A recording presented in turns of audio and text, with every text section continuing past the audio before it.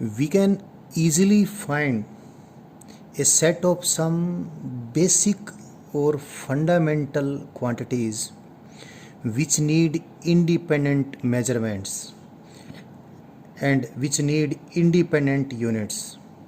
Such physical quantities are called base quantities or fundamental quantities. All other physical quantities except fundamental quantities can be measured or obtained or derived from the measurement of these fundamental or base quantities by multiplying or dividing or raising some power to the measurements of fundamental quantities, and therefore all other quantities except fundamental quantities are called derived quantities.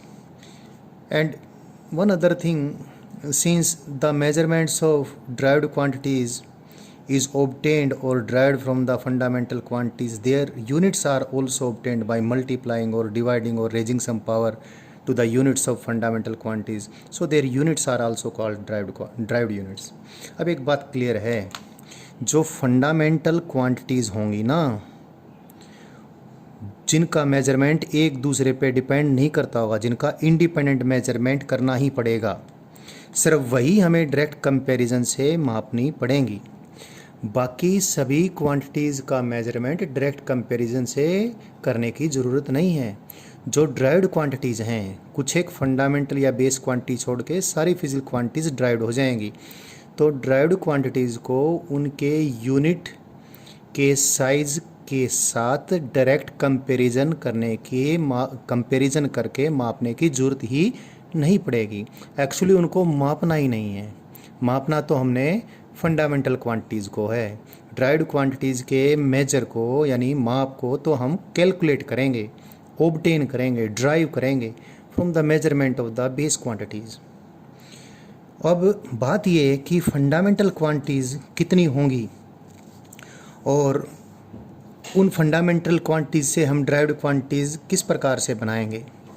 तो there can be different choices of fundamental quantities, yet the most simple and most useful is that which are using these days.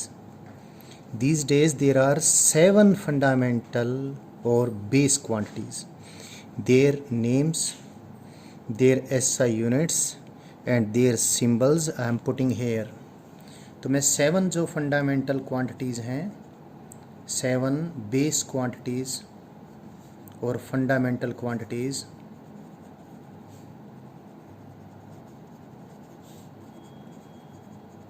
इनके नाम लिख रहा हूँ, इनकी SI unit लिख रहा हूँ, इनके SI यूनिट का मैं सिंबल लिख रहा हूँ। वन इज़ लेंथ, लेंथ की SI यूनिट है 1 मीटर और इसका symbol this M। Mass, another one is mass, mass की SI unit 1 kilogram.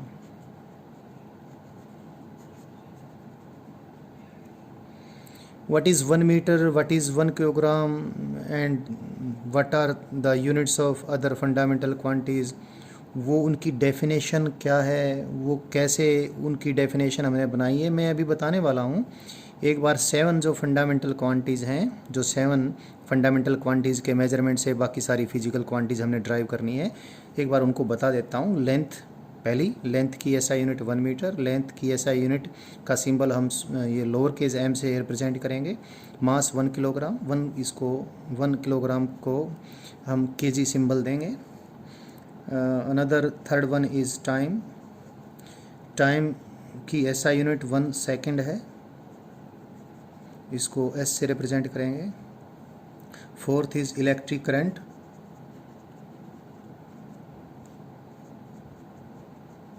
Electric current की SI यूनिट 1 एम्पियर है।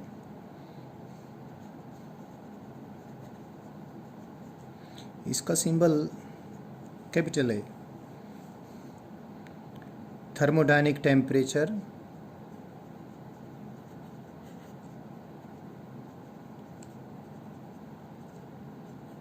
थर्मोडायनिक टेम्परेचर की ऐसा यूनिट का नाम 1 केल्विन है। इसको कैपिटल के से रिप्रेजेंट करते हैं।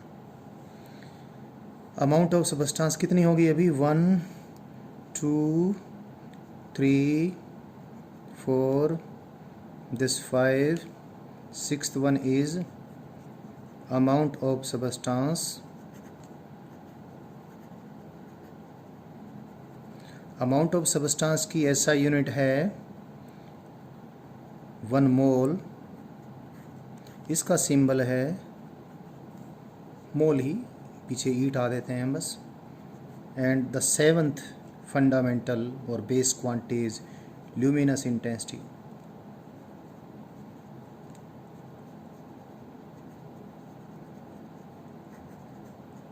ल्यूमिनस इंटेंसिटी की ऐसा यूनिट का नाम है 1 कैंडला। इसको ऐसे रिप्रेजेंट करते हैं। सो 7 फंडामेंटल क्वांटिटीज आर दीज। उनकी एसआई यूनिट्स ये हैं और उनकी एसआई यूनिट्स के ये सिंबल्स हैं।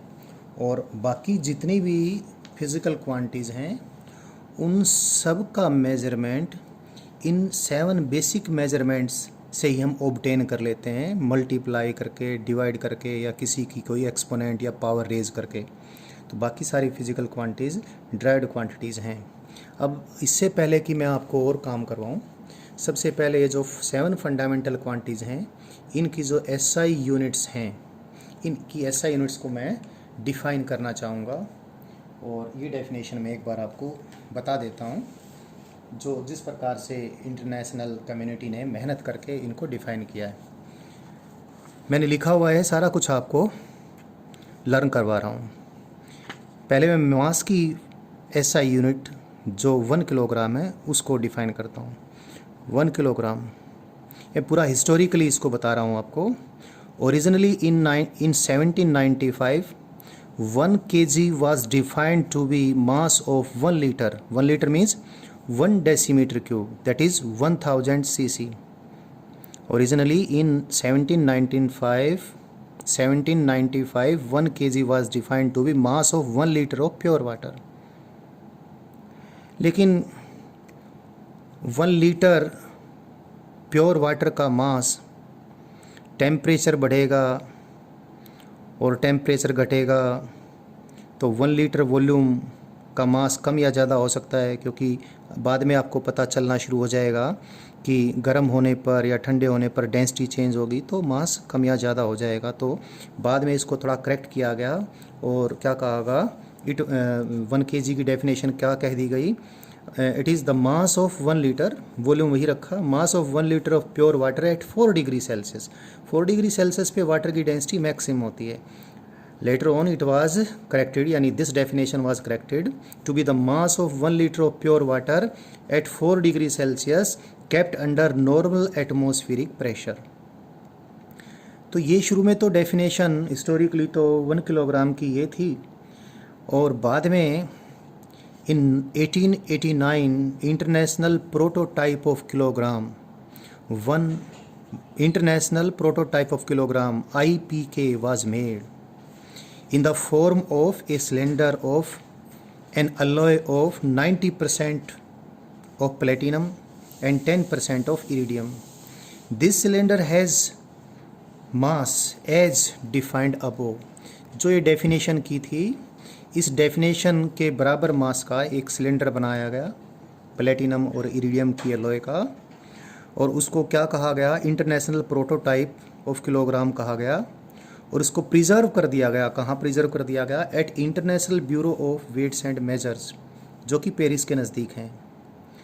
अब एक बात और मैंने आपको बतानी है, in this year that is 2019 kilogram के साथ साथ और भी यूनिट्स चेंज हुई हैं, बट किलोग्राम की यूनिट में यूनिट का साइज़ तो वैसे यही रखा गया है, लेकिन प्रोटोटाइप के फॉर्म में इसको प्रिजर्व करने के बजाय फिजिकल कांस्टेंट के फॉर्म में 1 किलोग्राम डिफाइन कर दिया गया। और तो जो लेटेस्ट डेफिनेशन 1 किलोग्राम की है वो आपके सामने ये है। प्लैंक कांस्टेंट आपको हम बाद में बताएंगे व्हाट इज़ प्लैंक कांस्टेंट, आप जब बताएंगे तब आपको पता चलेगा। अब मैंने यहाँ पर लिखा है 1 kilogram is now defined as Planck constant, जिसको स्मॉल एस से हम रिप्रेजेंट करते हैं। Planck constant divide by 6.62607015 multiplied by 10 raised to the power minus 34 meter square per second. Now this latest definition of 1 kilogram इसके बाद international जो prototype है 1 kilogram का, इसकी ज़रूरत नहीं रहती है। यूँ कह सकते हैं कि IPK की अब डेथ हो चुकी है, इसकी ज़रूरत नहीं है। इसके बजाय ये जो प्लैंक कांस्टेंट है इसके फॉर्म में 1 किलोग्राम डिफाइन कर दिया है। But one thing you must take care, जो ओरिजिनल डेफिनेशन थी 1 kg की, उसको ध्यान में रख के ही सारी डेफिनेशंस आई हैं, क्योंकि ओरिजिनल डेफिनेशन जो हमने रखी है वो आसान नहीं है। इस प्रकार से 1 डेसीमीटर क्यूब लेना, 4 डिग्री सेल्सियस मेंटेन करना, या जो भी कुछ है उसमें कोई वेरिएशन हो सकता है। इंटरनेशनल प्रोटोटाइप ऑफ किलोग्राम जो सिलेंडर रखा हुआ है प्रिजर्व करके, उसकी में भी वेरिएशन हो सकता है। तो इनवेरिएबिलिटी को मेंटेन करने के लिए असेसिबिलिटी को थोड़ा कंप्रोमाइज़ करके इस प्रकार से 2019 में 1 kg की डेफिनेशन ये बना दी गई। अब मैं इंटरनेशनल स्टैंडर्ड जो लेंथ का है, जिसको 1 मीटर का है, उसकी डेफिनेशन को भी मैं हिस्टोरिकली जिस प्रकार से ये बनी है आपको बताना चाहूँगा। Originally 1 metre has been defined in 1791 to be 1/10 millionth of the distance between North Pole and equator of Earth, measured along meridian passing through Paris, which is close to 0 degree meridian। धरती के north pole और equator के बीच जो दूरी है, वो दूरी कैसे मापी गई? वो दूरी मापी गई किस मेरिडियन के अलोंग? जो पेरिस से होकर गुजरती है, जो 0 डिग्री मेरिडियन के बिल्कुल पास बैठती है। तो पेरिस से होकर गुजरने वाली मेरिडियन के अलोंग धरती के नॉर्थ पोल और इक्वेटर के बीच में डिस्टेंस मेजर किया गया, और उस डिस्टेंस को 10 रेज़ टू द पावर से 7 से डिवाइड कर दिया गया। तो जो भी लेंथ आती है उसको हिस्टोरिकली 1 मीटर डिफाइन किया गया था। और ये हुआ भी है। इसको करने में 6 साल लग गए थे। कुछ देशों के लोग इकट्ठे हुए थे and they did that and they took very long time, that was more than 6 years. Later on international prototype of meter was also made। जैसे इंटरनेशनल प्रोटोटाइप ऑफ किलोग्राम बना दिया गया था, इंटरनेशनल प्रोटोटाइप ऑफ मीटर भी बना दिया गया। इन 1889 a bar of 90% platinum and 10% iridium alloy has been taken and kept at 0 degree Celsius at standard atmospheric pressure. और वहीं पर जहाँ पर IPK रखा हुआ था, on this bar 2 fine lines are drawn near the ends of the bar and the distance between the 2 such lines was called 1 metre. Called 1 metre का ये जो 2 लाइन्स के बीच में जो डिस्टेंस लिया गया था वो इतना ही लिया गया जो ओरिजिनली डिफाइन किया गया। लेकिन ओरिजिनल डेफिनेशन इतनी आसान नहीं है, इसलिए इसका प्रोटोटाइप बनाकर रख दिया गया। अब 1960 में 1960 में अब ये IPK जो भी है ये भी बहुत बढ़िया बात नहीं है इस प्रकार प्रिजर्व करना।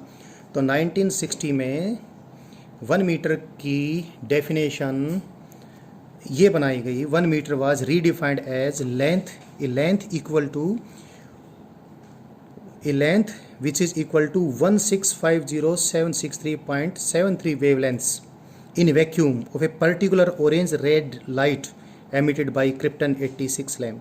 Krypton 86 लैम्प एक ऑरेंज रेड कलर की जो लाइट एमिट करता है, उसकी जितनी भी वेवलेंथ्स है, एक वेवलेंथ में जो डिस्टेंस होता है उसको एक वेव बोल देते हैं। तो इतनी वेव्स इस लाइट की जितने डिस्टेंस के अंदर सिमटी हुई होंगी, उस डिस्टेंस को हम अब 1 मीटर बोलते हैं।